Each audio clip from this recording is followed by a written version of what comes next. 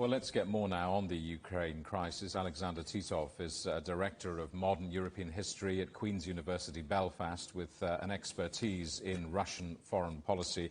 Alexander, what do you think Putin is trying to achieve with this escalation in tension on Ukraine's borders? Well, I think they are kind of continuing with the raising tensions with the West. It seems to be that it's all focused on East Donbass now.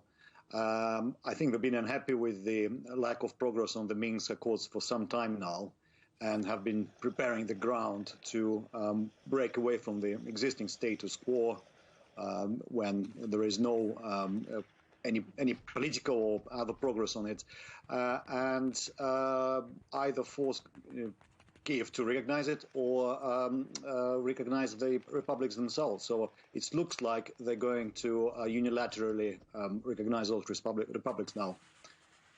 Casual observers might wonder how this crisis simply crept up on us, but it's been a long time in the making, hasn't it?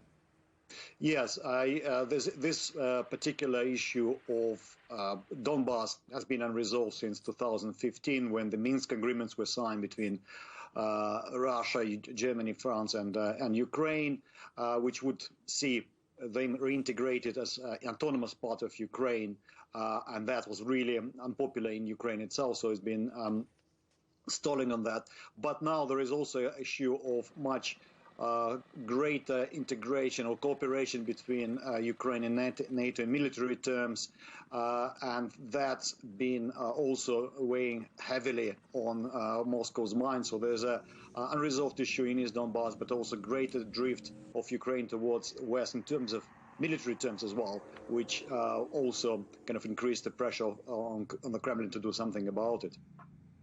At the start of this crisis, some time ago, it was suggested that NATO and Western alliance countries were not united in purpose. If they are, has that taken Putin by surprise, do you think? Well, I think you have diverse opinions still in NATO about Ukraine. You've seen that some countries have been engaging much more heavily with Ukraine, Britain, the Baltic states, Poland, United States, Canada, others such as Germany, for example, refusing to send any weapons to Ukraine and so forth. But broadly speaking, the issue of Ukraine and Eastern Donbass is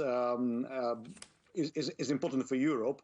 And broadly speaking, there is agreement that sanctions would be imposed on Russia if there was an outright invasion of Ukraine. So in that sense, there's nothing surprising there, but we still need to see what sort of sanctions would be imposed if there were. And of course, some countries much more exposed to trade with Russia, such as Germany, than others. The United States is much more immune to sanctions. So, so politically, there is a resolve, there is unity. When it comes to sanctions, we will see. How much is at stake here for NATO and more widely for Europe? Well, I think everybody wants to avoid outright war in Europe, and if Russia invaded, that would be really kind of unprecedented for decades of peace since at least the end of the Second World War. At the same time, there is also issues of kind of interaction with Russia in terms of military terms and so forth, which also will be affected. So overall, I think it is very worrying. Nobody wants war, but at the same time, Russia also signaling that there are unresolved issues which it wants to address. I think there is a movement from NATO and the West to address those issues, but I'm not sure if that's kind of happening fast enough for Russia to change its plans so far as east of Ukraine are concerned.